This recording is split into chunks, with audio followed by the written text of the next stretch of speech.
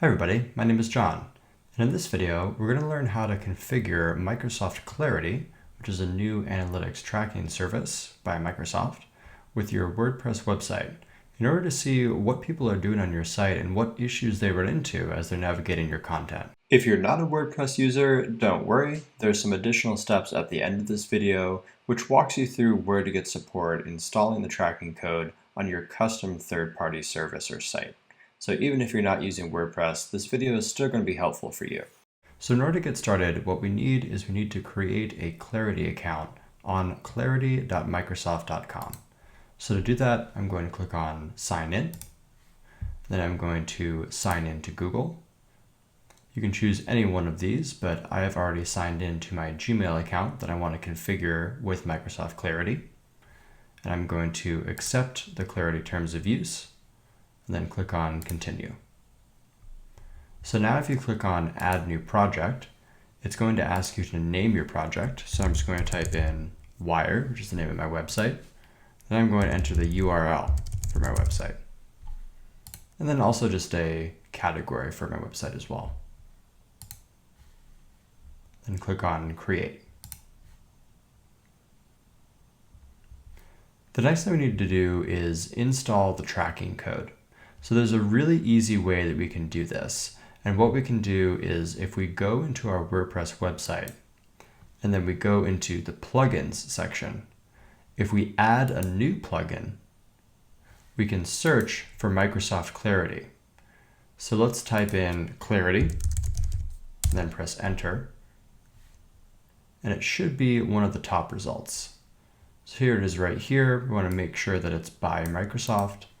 And then we're going to click on Install Now. All right, so now that's installed, I'm going to activate it. And then now that I've activated the plugin, it's going to ask me to set up Clarity. So I'm going to click on the Set Up Clarity button. And now it's going to ask me for a project ID. So what we can do is we can go back into Microsoft Clarity, and the project ID is going to be within the URL, this code right here, but also within the tracking code. So we're going to copy this text right here, not including the quotation marks. We're going to copy this code or from the URL at the top right here, and we're just going to paste it within the project ID field here, and then click on Save Changes. So now our settings are saved, so we can go back into Microsoft Clarity. And now we just need to wait a couple minutes for the tracking code to update and for users to start using our site. So I'm going to come back in a couple minutes and see what it looks like once a few users have gone through the site, clicked around, and all of that data has been logged within Microsoft Clarity. Okay, so it's been a couple days instead of a couple minutes. What you'll have to realize is that it doesn't take that long for the data to start appearing within your dashboard. For me, it took about 30 minutes, but for some folks, it could take up to 4 hours for your data to start appearing within your dashboard. The reason why I waited a couple days is because the longer that you wait for your tracking code to be installed and for the data to be collected, the more data you'll have and the more useful your dashboard recordings and heat maps will be. So let's go and take a look at each one of these sections right now. So I've configured my tracking code, and if I go into dashboard, after a couple days or even a couple hours, if you have a lot of website traffic, you'll have a lot of incredible data points you can pull from. So I won't go into every single one of these data points, but really wanted to highlight the ones that I found most useful. The ones that I found most useful are scroll depth, and I'm actually going to come back to this a little bit later when we talk about heat maps, and also the active time on the website. So while folks may spend up to about 7 minutes total on the site itself, active time measures whether they're actually clicking or whether they're scrolling, the natural cadence of when they go through an article. This dead time, as I like to refer to it, also inactive time is how Microsoft Clarity classifies it. This is where they aren't really doing anything on the website. So they could have switched off into another page, they could have left the website entirely, and it really just gives you a good overview of how interactive is your content on your website and how long are people actually active on your site. Now this next one is a really good one. This is the dead clicks. So if you hover over the eye icon for any one of these different variables in these modules, it will tell you what it means. This is a really interesting one. It's going to show you situations on your website where someone has clicked, but nothing has happened.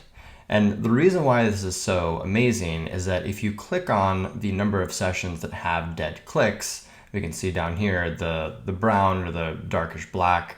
This is where the sessions of all your different sessions on your site, this is the sessions that consisted of dead clicks. If you click on this, it's going to take you to a deeper view, and you'll notice that your filters at the top here have changed. You can modify these different filters at any time. There's a lot of different options to choose from. If we go into the dead clicks filter, what we can do from here is see recordings of what actually the user was clicking on when they had a dead click. So really the reason why this is so useful is that for each one of these different situations, you can see where people are in real time scrolling through your website and clicking on different things. So if you notice here, I have a user on my website and it's completely anonymous. They're going through my website and they're clicking on each one of the titles on this blog post. But as they're clicking on each one of these titles, they're actually misclicking a lot as well. So they're clicking right above each one of the hyperlinks of these titles. And what this really indicates to me is that I probably should make each one of these titles a little bit bigger. That way, if somebody is going through and trying to open up each one of these hyperlinks related to these titles of each one of these sections, they aren't just having so many dead clicks along the way. And this is just one of those insights that I would never know is happening on my site unless I had a recording like this one, which showed a user interacting in real time on my site, clicking on each one of these titles and misclicking so often as well. So this is just one example of really valuable information that you can gather from this dead clicks metric that is measured within your dashboard. So let's head back to the dashboard and take a look at a few other of the different modules here. Refers is something, if you're familiar with other analytics services, this is really just telling you where your users are coming from. And again, you can drill down a lot more into this if you wanted to as you have more traffic coming to your site. JavaScript errors, for those that are a little bit more technical, this is really helpful as well. And again, once we click into any of these different modules, we're able to see the filtered view, which just includes the module that we want to drill deep into. So right now I'm viewing all of my website traffic in any instance where a user encountered a JavaScript error. And of course, I can see the recordings for each one of these as well. The recordings are really, really helpful. And what also is really helpful about this is that the heat maps correspond to the recordings as well.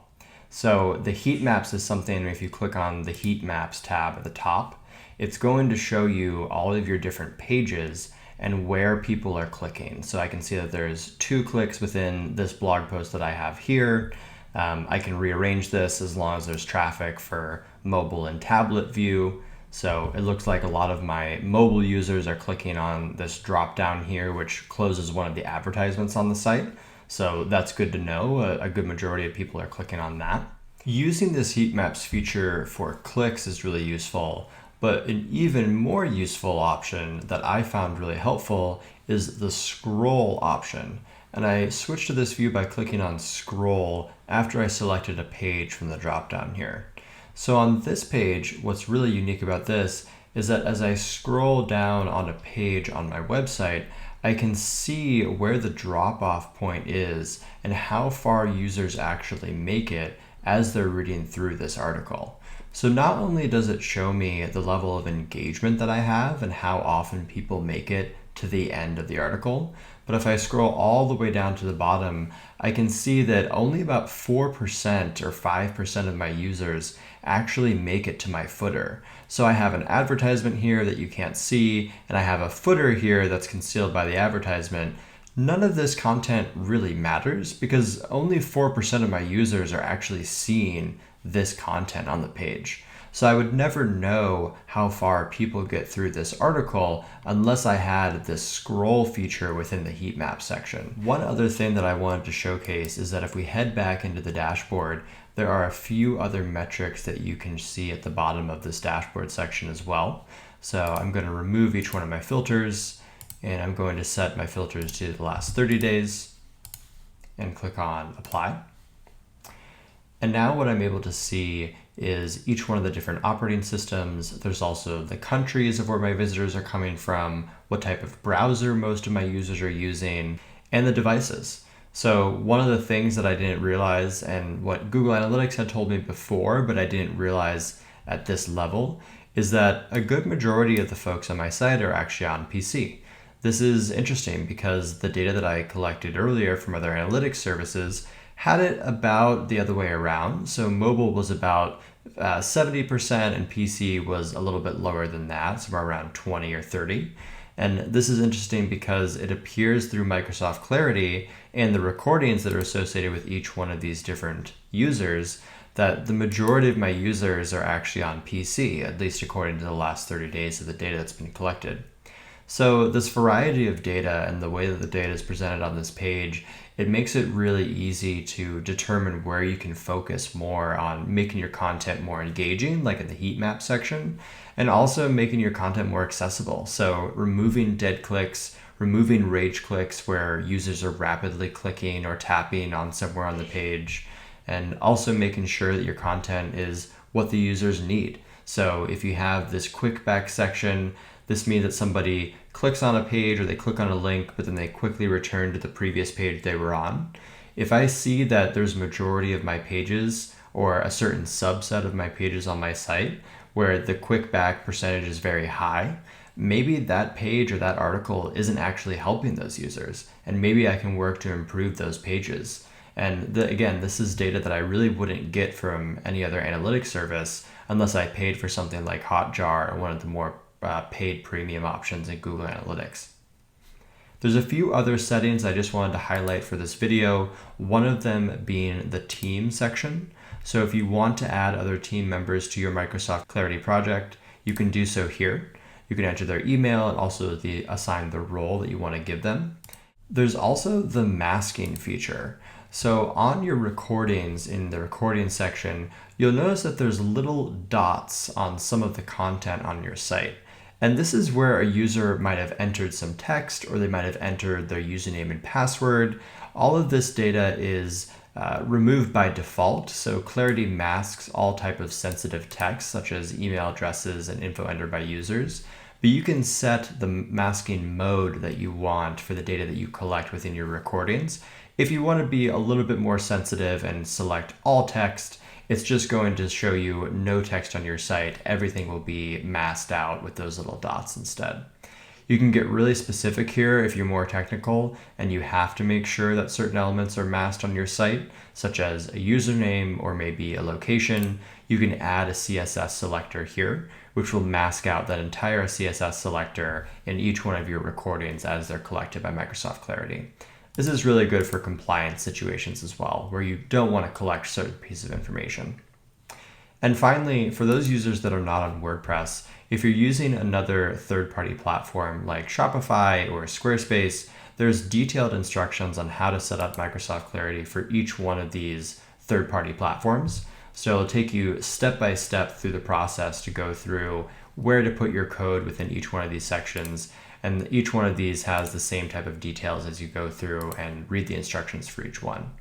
Of course, you can always do this manually if you're a little bit more technical. And if you already have your website set up with Google Analytics, you can click on the Get Started button to just configure through your Google Analytics account.